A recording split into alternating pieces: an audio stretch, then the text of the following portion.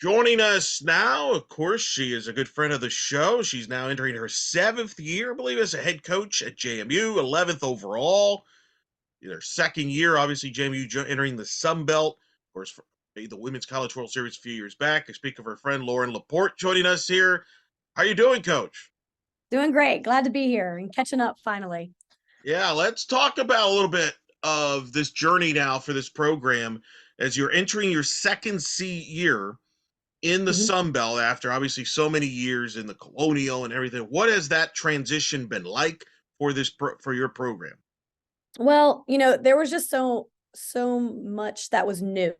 And not just in the competitive side of things, but going to new places. And in all my years of coaching and being at JMU, we really didn't have a lot of experience in playing Sunbelt teams. Don't know why that was, because when we play our preseason tournaments, you would think we would match up, but we really never matched up with a lot of Sunbelt teams. I know a lot of the coaches very well, but as far as their gamesmanship and how they play the game, we were just very unfamiliar, with those teams. Obviously in the travel, that was very different for us, not traveling to the Northeast as much and going south. But I will say it was great, and all the facilities are great, and everybody was very accommodating and helpful in this new transition for us, on the softball side of things. So super pleased with how the Sun Belt, their administration and how the conference does things.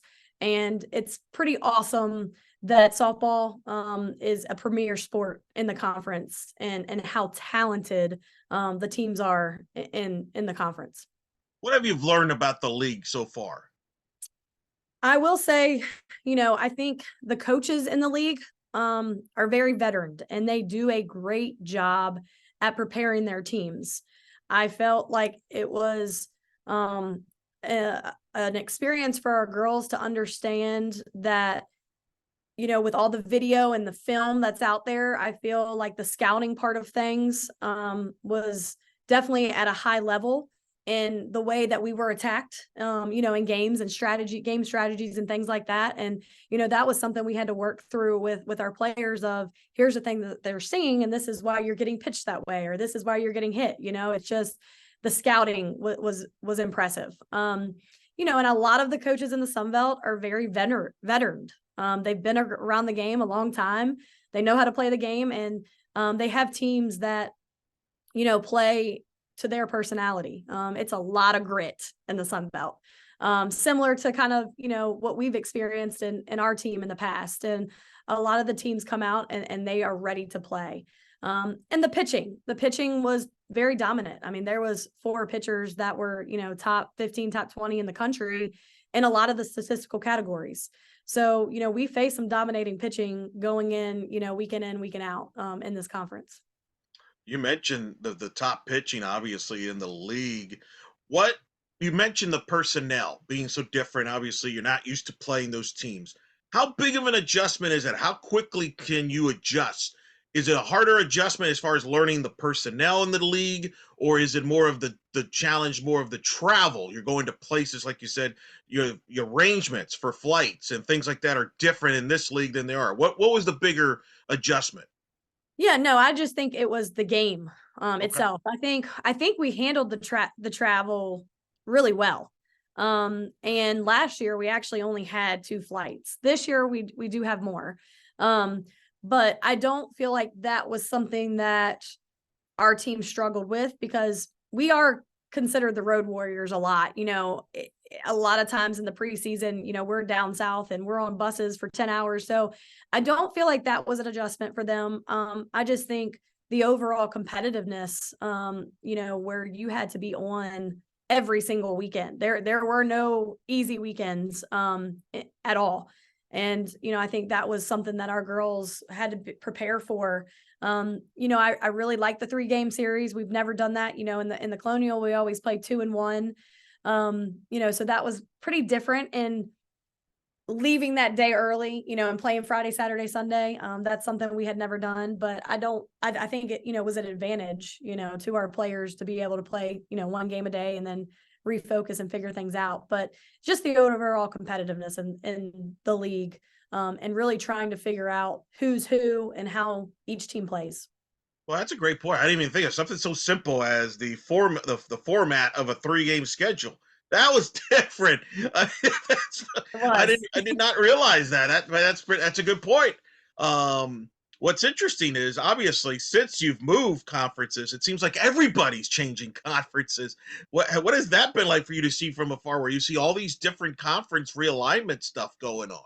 Yeah, I mean, it's pretty crazy how the college the world is going on in athletics, and especially with some of the Power Five schools and some of the West Coast teams now having to travel to the East Coast. So that's going to be interesting. I don't have a lot to say because I'm just waiting to see how it's all going to work out and how the conferences are going to do things. With how much class is going to be missed. And that's the biggest thing for us that we had to figure out and talk to our girls about. Now we leave Thursdays and we get to the field and we practice on their field, because that's something we wanted to do, being that we had never played the Sunbelt arenas, their facilities. So we really made it a point of trying to get there early enough on Thursday that we could kind of get the lay of the land a little bit. But they missed, pretty much all day Thursday and Friday. So, we try to talk to our team about really taking a heavier load in the beginning of the week, so they can have hopefully Friday classes off. And a lot of them did that, and a lot of them took online classes that helped as well for travel. But this realignment is going to be interesting in the next 2 to 3 years of how it's going to play out. Yeah, I mean, the good news for you is you don't have to go to California, for example, for a weekend series like some other programs going to have to in the future. I mean, that's kind of what's wild is, oh, you've seen a lot of this realignment. It's occurring in multiple years for these programs. You had to kind of change conferences on the fly, literally, with everything Yeah. the drama that transpired, obviously, which we've discussed in the past. I mean, it's one thing to make that adjustment, but to do it as quickly as you had to do it. Right. Yeah. We found out that November, and obviously, we could not compete that spring in the CAA, and had about, I would say 7 to 8 months to get ready, for the transition. Which we spent a lot of time trying to, and we talked to a lot of people. And I think that was what was so nice about some of the coaches, is that we reached out and we're like, okay, where do we stay in this area? Where are the restaurants? And can you help us? And they really did. And that was very nice of them, because, they don't have to take the time out to do that. But, I think the coaches had to spend some time on trying to figure out, new places, because we had been in the CA for a very long time. We knew our spots, we knew our go-to places. So it was just a little extra, work on our end in the office trying to figure those things out. You went 28-19 last year, 13-11 in the Sun Belt, knocked out early in the conference tournament. When you look back at last year, what comes to mind?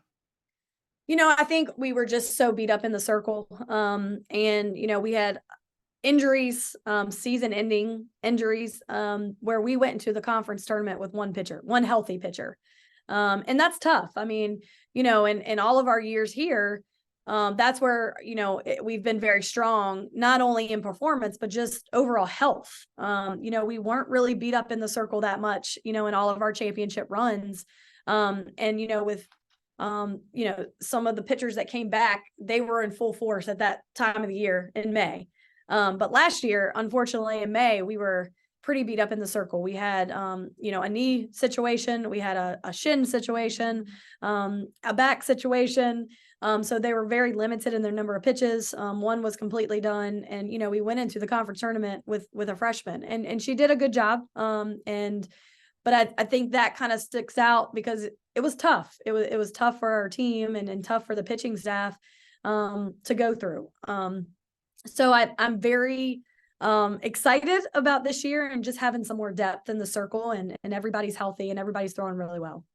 Of course, you have to have the pitching injuries in the year where you're in the league. Is Olivia Lackey is the Mhm. same as Jessica, as Mullins, and you got Right. all these great talented. But of course, your team has got to have the banged up injuries. That's kind of Yeah. the uniqueness there.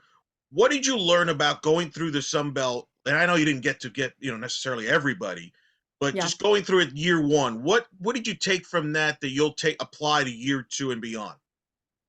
Um, I would say definitely diving into more of the scouting side of things and understanding how teams are producing runs. Like, how does this team produce their runs? And getting just a little bit more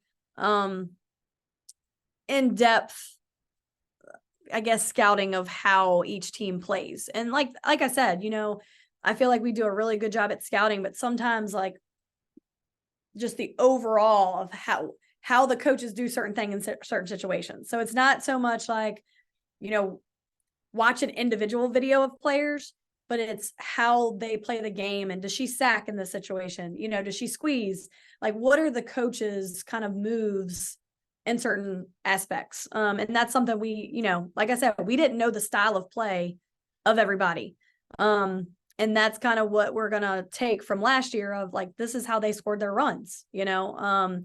I feel like Texas State offense was very different than Lafayette's offense and how they produced runs. So just, going back from last year and watching the whole game and not just individual players and what pitchers have and what their tendencies are as hitters, but how they play the game. That's something that we'll definitely go back and look at. You mentioned obviously your pitchers. Just tell us a little bit about the pitchers this year that you're going to have healthier, and sort of what you're all looking at.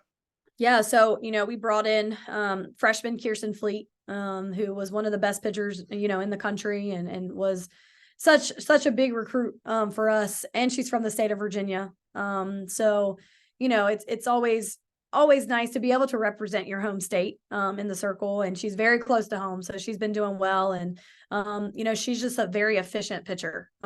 She works fast. She throws a lot of strikes. Like, she keeps the game moving very fast. And so then we brought in 2 transfers, one from Virginia Tech, Peyton List, and then Molly Grube from UVA. And they're very different in what they bring to the table. Molly Grube is the experience, 5th year, played in a lot of high level games, understands this life, where, Peyton didn't compete in the spring. So, but she has a lot of natural ability, and she's very different than some of our other pitchers and what she brings as far as, her pitching pitches, I guess you could say. And then we return Alyssa Humphrey, who, is a senior, and she's healthy. Rebecca Mew, she's a junior.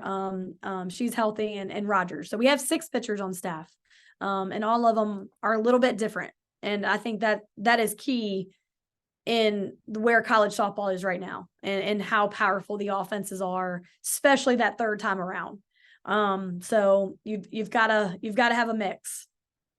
How good can Fleet be? You mentioned the state of Virginia. It's developed so many great pitchers in the state, as well as anybody.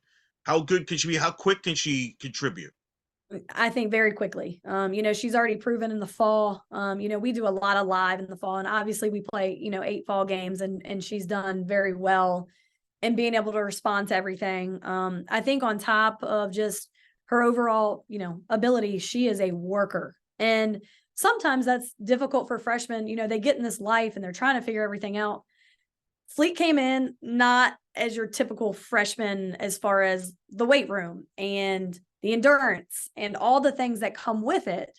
To be able to get through a 56 game season, she was already very polished. And sometimes, that doesn't happen right away, and not just pitching, but in so many different areas.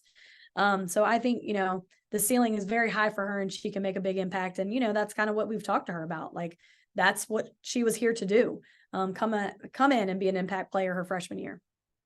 Is the pitching, obviously, you've had so many great pitchers over the years: Jalen Ford, Megan Good. Oh, by the way, Oddicci Alexander, your new Athletes Unlimited champion. Right. This summer. I'm curious how much of that is brought up to your pitchers, your current pitchers, about that legacy. I mean, they all probably saw Odyssey win Athletes Unlimited, I would imagine. Oh yeah.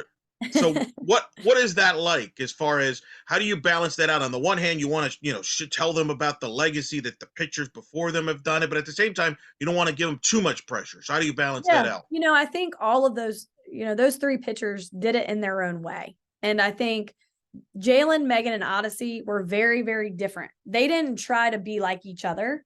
And it didn't happen, they had to do some character building and figure some things out in order to figure out what their way was. And, I think they all were 2 years apart. So, Jalen was a junior when Megan came in, but they were very different pitchers. And Megan had to figure out, okay, I can't do the things that Jalen does. So how am I going to be successful with what I have?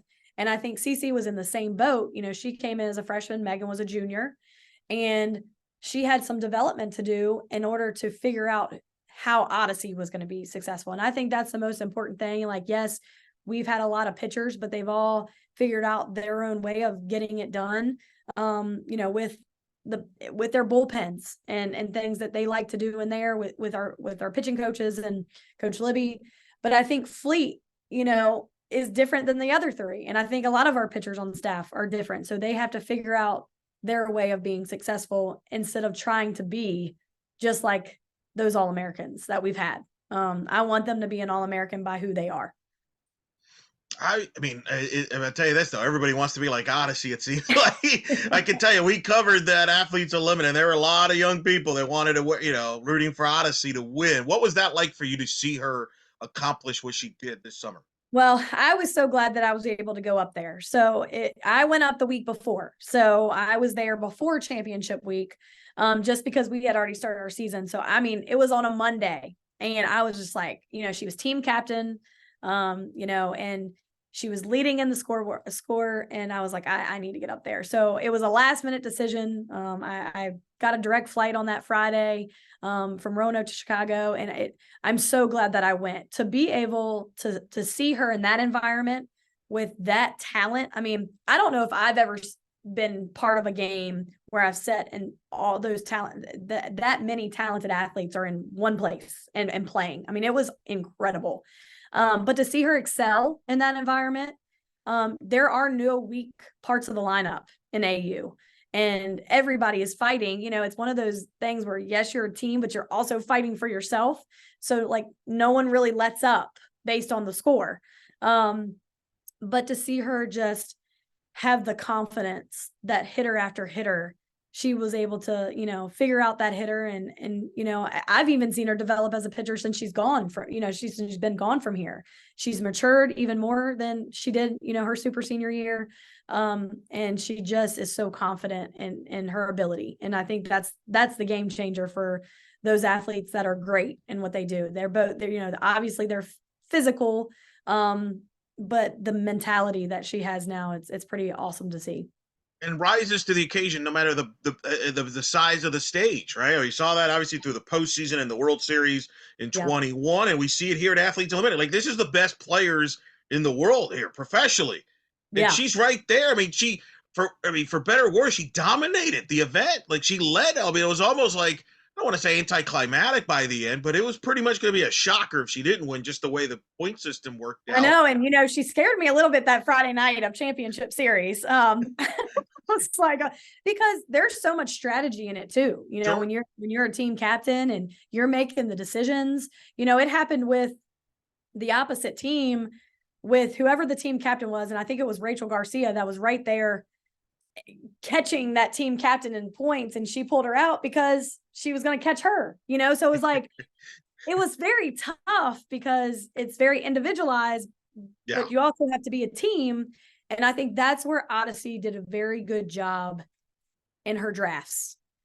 She drafted people that were going to have her back and that she was going to have theirs. I think that's very important for a pitcher. She always focused in on the catcher that she wanted, but she also drafted people that were going to play hard behind her. And I think you have to have that as a pitcher. You have to have a defense, and you have to have, an offense that's going to step up, for you. If you're a team captain that nobody likes, they're not going to play hard. So I think she did a very good job in not just excelling in her play, but strategically in some of the things that she did and choosing the teams. It was pretty neat to see in her drafts. I know she's dangled in coaching. Is that something she wants to do long term? Or obviously, with the news that softball will be in the Olympics in Los Angeles in 2028, does that perhaps give her the motivation to keep playing up until then and try to be part of the Olympics down the road? Yeah, I think she's still up in the air on some things. When I think players are still competing, it's hard for them to juggle the coaching life. It really is. And you've got to go recruit and you've got to do all these things in the office. So, with her not going back to Japan, I think she's got an opportunity, and she posted it not too long ago, with 643, where they're, open a facility, and she's going to do that while she's not playing, because, having a facility where you can also train but do lessons, that's where, you can do very well for yourself. So I'm not sure. I don't think she knows. I know that everything is based on, her playing. She still wants to play, and she's not in that career mode yet. Like, she's in career playing mode still. Especially, I really haven't even talked to her about this whole 2028 Olympic thing, and will she, try to train for that. But I think she would be good at anything she does. She's just a part in our life where she's still into playing so much, which I think she should be. You play till as long as you can, because you can always coach, but you can't always play. That's a great point. Maximize it, right? Get it out of Yeah, and that's what I've told Jalen Ford. Jalen's still in Japan, and she has made herself a career over there, and she's done such a good job. And I think she told Coach Erzing and I that, she wanted to be over there for 10 years. And I'm like, Jalen, do it. She loves it over there. She's made her, her friend group over there, and she's excelling as well in Japan and loves it. We're speaking with JMU head coach Loren LaPorte here on In the Circle. Let's talk a little bit about your offense currently. You got KK Mathis, who's back, was all first team conference performer last year, hit 336, 12 homers, 41 RBIs. Of course, last year you had Hannah Shiflett, who had 18 homers, 37 RBIs. Don't have that. You have Kyle Gleason back, who hit 328 last year. Just talk about your overall offense. Yeah, I think, we have everybody back but Shiflett, which is good because we have experience. I think right now in the fall, you're always trying to figure out who's best in certain spots, and kind of getting in a rhythm. That the offensive part always takes a little while when it comes to rhythm and really seeing opposing pitchers. In the fall, you're inter squatting so much, so you're seeing your own pitchers in live, and just trying to get some type of idea of who's going to be in certain spots in the lineup. Obviously, returning KK, as far as her RBIs and what she can do, she batted leadoff for us a little bit. But I think because she's such a high RPI, I'm not sure if she'll be in that spot. So I think we're working through as a coaching staff, figuring out, where a lot of those hitters who are returning are going to be for the best, of our, for the offense and for the team. And I think that's what they're working on toward right now, is figuring out what their role is going to be and what they need to contribute to the lineup. But I'm happy in the fact that we return a lot of veterans in the lineup. It's not a very young offense. So now it's just a matter of, the mentality of each role that they need to bring to the table. You have who are your leaders from that side, as far Yeah, as either so vocal or in just by example? You mean individually who are some Yeah. of our partners? We have Jasmine Hall, who has been in the lineup since her freshman year. And we have Reed Butler, Hallie Hall, who are big RBI type hitters. We have Avery Pender, who is returning as a 6-year. She is the fast one. Her and Gleason are kind of our lefty slappers. And then we have, some hitters this year that are older, but kind of making the lineup in their first time. We have Abby Campbell, who's doing a really good job this fall for us. And we do have a freshman, Madison Edwards. And then we have Bella Hensler, who was a freshman last year for us and did an exceptional job behind the plate. And really we've had her, in the leadoff this fall some, and has done a good job at setting the tone. And I think that's the biggest thing for the leadoff, like just set the tone where that energy is up for that next hitter. So, that I'm very confident in being able to make things happen. I want to be, I think we've always talked about our offense and we teach our hitters, we want doubles and home runs, but I think it's important too that depending on situations, we need to square up balls and score runs. So we're kind of a little bit more dynamic instead of just relying on the home run ball like we had in the past. Being able to move runners and steal bases and take extra bases. And that's really what we're talking to the offense right now. We can't be station to station. We've got to get ourselves in scoring position more often than not, and then look for that hit to score us. So we're trying to figure out what we're going to be doing as an offense to produce runs, and that's kind of our discussions as a staff right now of who are we going to be as an offense. And I think there's going to be a mix of everything. Defensively, obviously, anybody that's followed Jamie over the years knows how important that side of the ball is, and key. And I know you take that very seriously as a staff. So how is that looking as well? Yeah, I was, we just played our a fall game on Sunday.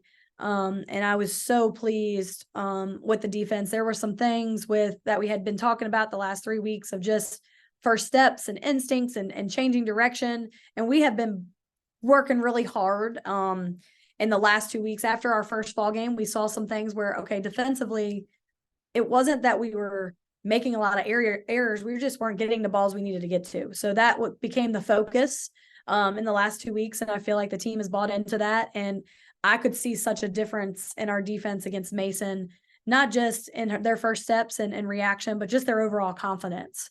So we were very pleased with the pitching and the defense this past weekend. We've talked in the past, obviously, when we've had you on about the scheduling philosophy and scheduling tough in the non-conference back when you were in the Colonial. Well, now you're in the Sun Belt, and you've mentioned, we've talked at length here already about the adjustments you've had to make as far as facing new teams, new cities, traveling, and everything. I'm curious, how is that affected your philosophy as far as the non-conference portion of your scheduling, considering you're in a top 6 league that's probably going to be ranked higher as the years come with the league's growth, a league that had 2 teams in the NCAA's could have had a third, with South Alabama being one of the first 4. So how has the new league affected your non-conference schedule philosophy? I think it's still important that you play a schedule RPI wise that can get you in if you don't win the tournament. Our tournament is extremely hard because it's single elimination. Like you can have one bad game and then you're done and your season's done. So, I think I've been trying to figure out how to balance still playing a very competitive schedule where you're facing top RPI teams in the preseason, so that you can still give yourself, no, you have to win those, of course, but giving yourself a chance to have an at-large if you're successful in those preseason games. So, I feel like this year it's a little bit harder than last year because I don't feel like we played enough top maybe 30 or 40 teams last year like we should have. So it's still me trying to figure that out a little bit. So like this year, for example, we're going to South Carolina and Arizona State. So like those are, 2 tournaments where we're playing those 2 teams who are always in the top 40. And there's some other teams that are going to those tournaments that are high, in RPI as well, historically. I think the hardest part, honestly, for coaches is that when you sign up to go play, you don't know who's going to be in the tournament sometimes until, the fall. Sure. So they're still trying to, we're in the same situation. We're hosting 2 tournaments and we just kind of solidified things with who's coming and who's not and who had to back out. So that's what's so difficult about our sport than any other sport, because when you go to these tournaments, you don't know who you're going to play except the host school. So I am, pleased with who we're getting matched up with, though, at South Carolina and Arizona State. But I don't think as a staff we've no, we're not going to play top 40 teams in the preseason because of how hard. That really hasn't changed. I still want to play a very competitive preseason schedule. No, you make a great point. It's something I've always talked about in the podcast. And granted, I don't have the solution to it, but I've always talked to the committee. And one of the things that frustrates, certain teams, you might be scheduled to play a team that you thought was going to be really good from the year before, or they've been top 40 and they just had an off year, because that happens, right? And the sport injury. But yet, now you're getting punished for something that you were trying to play a tough schedule, and then this team didn't work out and balance. But I feel like the Sun Belt at least kind of can help you now, back you up a little bit, give you some more room for error in case maybe some of the non-conference doesn't work out. Like you mentioned, the unpredictability of a tournament and what those teams might bring. As coaches, do you talk about that in the Sun Belt, about being a multi-bid league consistently, and everybody kind of try to schedule a certain formula to help everybody? Absolutely. I mean, that was in our head coaches meeting that we had in August. We all met in New Orleans, and that was a big focus. The people that were leading it from the Sun Belt basically gave us a huge presentation on RPI and why this team got over this team. We even had, someone from the committee talk to us about why, this team was selected. South Alabama, like you said, was so close. But the team that made it over them, I mean, they had it broken down into categories, tier 1, 2, 2, 3, 4. And when you actually see that, it makes sense, even though Becky wasn't happy about it, it made sense that maybe one more team that she would have beaten in quad 4 or quad 1, Sure. would have put her there. And I'm telling you, sometimes it comes down to 1 or 2 games. That's how crazy, Yeah. that committee can how close it is between 1 or 2 teams. But yeah, I mean, I think that was the big focus on, everybody playing a little bit difficult schedule in the preseason. So everybody's RPI is raised when we get to conference play so that we can be a 3 or 4 bid conference. And that's the goal for the Sun Belt. And they're trying to find every way to do it. And that is definitely one of the ways to do it. That everybody's schedule's a little bit tougher from the start. Yeah. And, obviously you mentioned South Alabama, Texas State got in because of the non-conference and some of the marquee wins it had there Yeah, I as think well. they had 3 quad 1 wins, Yep. I think Texas, Alabama, and then another Yep. one where Alabama only had 1, Yep. so it was like, Yep. that's why Texas State got over. So it was very interesting to sit there to see actually how the decision was made. Yeah. But, I think it's very important, especially for our conference being so high conference-wise RPI, to even elevate it by playing, by the decisions you make for the non-conference.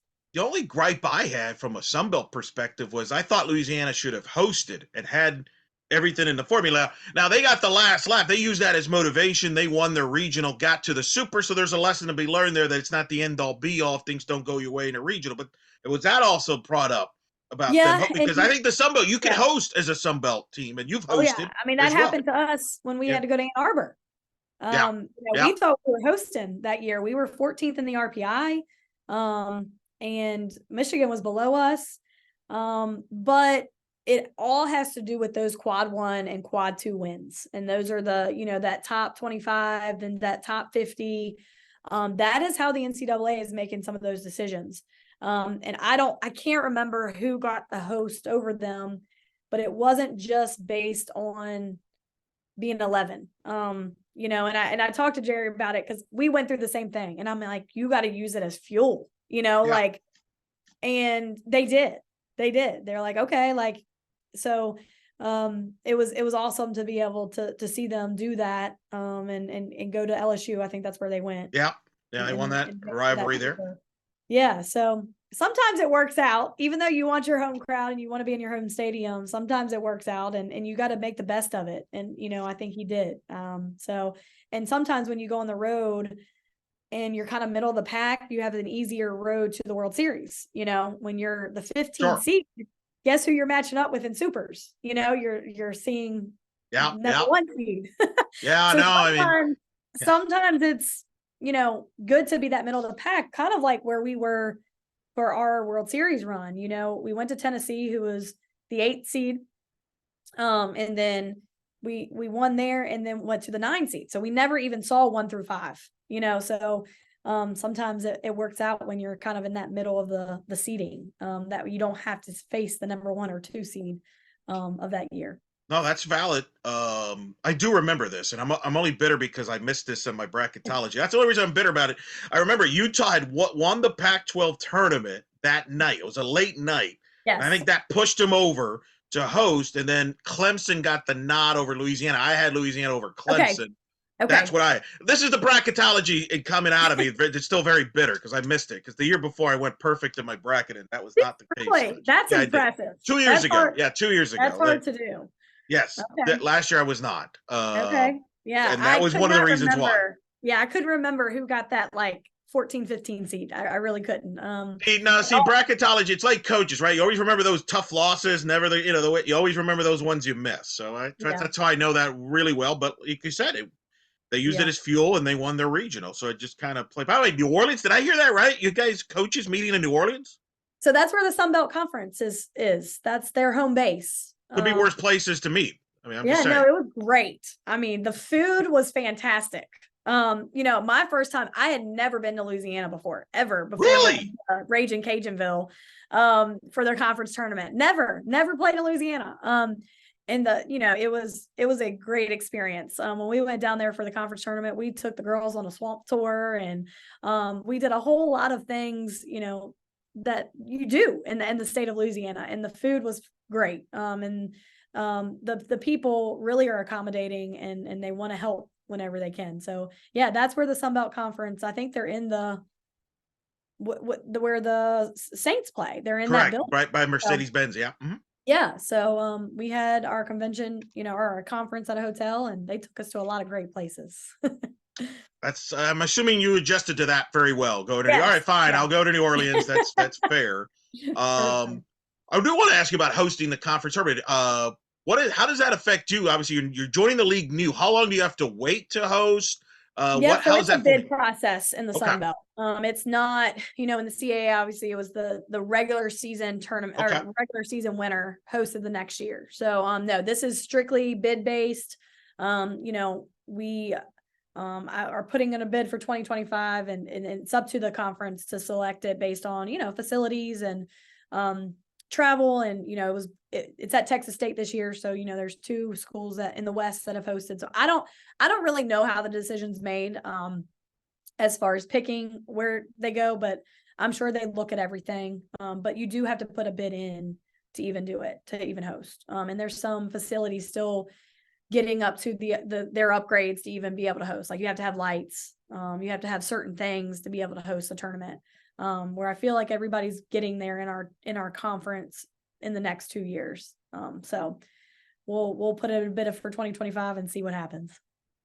I feel like I just read where you guys are still kind of doing some makeover, some adjusting to your facilities. Talk a little bit about your Yeah. facilities and where it's So at. we got the second tier in our stands, so we hold more people, and that has been great. And then we just got all new turf and the synthetic hilltopper dirt put in. That was kind of a 10-year, it's a kind of a 10-year life, and we were at the 10 years. So it was time to kind of get that turf replaced, and bring in a whole new thing of the dirt. So that literally just got completed, a couple weeks ago. So we're excited about that. And we're hosting our fall ball games against UVA and Longwood this weekend. So first time on our field.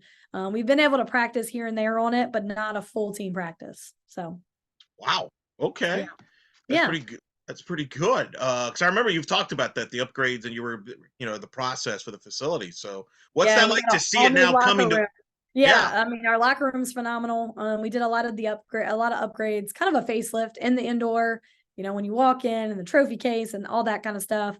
But yeah, I mean, the administration here has just been amazing, and really supported this program, and the things that we need to, to compete now that we're in a softball, I guess you can say, conference, where it's a big deal. Yeah. Big power conference, Yeah. basically. Softball, obviously, this year everybody has like expanded staffs. At least they have the option to have the expanded staffs. We'll kind of write it that way. And you obviously talk about. Did you like that direction of having that extra full time assistant? And just take me through your staff and that adjustment from that standpoint. Absolutely. I think the sport itself, it's huge for our sport. And now that teams are carrying 24 to 28, roster spots and players, it's hard to do with three people, because, one of those people are the pitching coach. So they're, in the bullpens a lot, during practice. So then you're just having two people, be able to do a lot of things with 20 some players. So I think it's a game changer for our sport. I think the toughest part, for us personally, is finding out a way to fund it, because every school is different. So the NCAA said you can have it, but it's up to each school how it's funded. So that's kind of what we're working through right now with our administration, and the next few years of how we can get it funded, through the state level of being a full-time position. Right now, we brought Wayne Petrie back, who has been phenomenal for us, and all the years that we've been here. He was a student manager all the way through, then was our volunteer. and just has so much, heart and soul into this program. So to be able to bring him back from Auburn, he did a lot of the data analytics and hitting analytics for them last year. Bringing him back, and he's from here, has been a game changer for our program. And we've just had to come up with different ways to get him, paid. So I think that's been the hardest thing for, I guess you can say, mid-majors, is the school trying to figure out a way, to create another salary. And that's not easy to do, and that's, you got to be patient with some of that stuff. But we were just so glad that he was able to get back, and we figured things out. Last thing, as you go through the rest of this fall, and then before you know, the season will be here in February. What are some of the keys for this team to be successful and accomplish your internal goals? I think there's just got to be ownership. I think that was the biggest thing that that World Series team and a lot of our championship teams had. They had so much ownership of JMU and who they were, and just the grit and just the mentality of, this is mine, no one's going to take it, we're stepping on the field and we're going all out no matter what. Really instilling that back into these players, and not always wanting to play it safe. I think that's the hardest thing now, with players that come through, is they don't really want to mess up, and make mistakes. And our team, honestly, probably one of the best chemistry teams we've ever had, and will do anything that you ask them to do. But I think when it comes to games, they've got to be able to take that, and they've got to be able to control the situations, because that's the hardest part for coaches. Like, once games start, you don't control the situation anymore. Like, it's how you prepare them to control the game.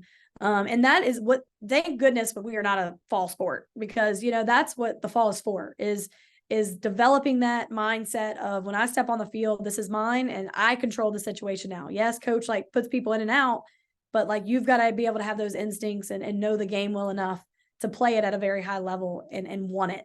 And those are the conversations we've had with our team. But I think you have to have that in order to compete, especially in this conference. You have to be on, and you have to be very gritty from the start. I was gonna say, yeah, you don't have control over the results. I mean, you're also a mom. You don't have control when your kids are playing sport. Which one's more stressful? Are they equally stressful there? I mean, that's got to Yeah, I be. think it's about the same for sure. It's definitely, it's hard, because in practice you do control a lot of the situations, but in games you don't. And I think we just want our team to get to a point where they don't need us. And I said that, I think, in the postseason run. We were at a point, we're scouting and we're calling pitches and things like that. But there were so many times where they just did so many things on their own, and that's what you want your team to get to. You don't want to have to call out what base to throw to and when to cut. You want them to have that ownership of making those in-game decisions. And, I said in a lot of situations, we're making a lineup and we're preparing them as much as we can, but this team is playing. And they're playing to their full potential, both mentally and physically. And that was what was so awesome for us to see as a staff, the development and that growth that they had when they had stepped on the field. Well, we're looking forward to seeing your team come this February, and once again, year 2 of the Sun Belt. One of the many storylines there that we'll be following closely, Coach. But in the meantime, thanks so much for taking the time from busy schedule, not only from your coaching responsibilities, but as a mom as well. You're always one of our favorites. Thanks for coming on and Well, talking thank to you us, for and having me. we'll be in touch. All right. Thanks for supporting our game too, as much as you do. You have no idea, the dedication that you put into our game, and how much it means to all of us as coaches.